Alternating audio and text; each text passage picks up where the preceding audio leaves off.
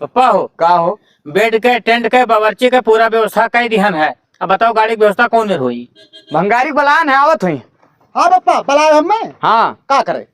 देखे खर्ची बहुत निक लागर रहे हाँ, ससुरो। तो देखो सारे कमा बता यार, हमें मीटिंग में जाए खे। मुड़े ब्याह आएगा बा कुछ तू का पता है? हाँ तो हमें का करे, खर्चा पानी तो तुझने देखो। और तू हमें का, हमारे कहाँ पैसा बाटे। भैया देखो मोटरसाइकिल खरीदे में 80-85 हजार 85 हजार हो। हाँ, ऐसे 85 हजार रुपया लागत है। वका तू का देख पड़ी।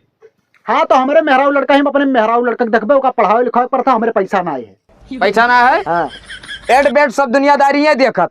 हम हमें मोटरसाइकिल तू का देख पड़ी। हमें कैसा पता कि वो बेड चढ़ के खर्चा पानी देखत बाटे। हो सकता तू ही चोरी छुपे पैसा उनका लगाओ तू। तू का भरोसा ना है मेरे ऊपर? हाँ तो पर हमें ना भरोसा है।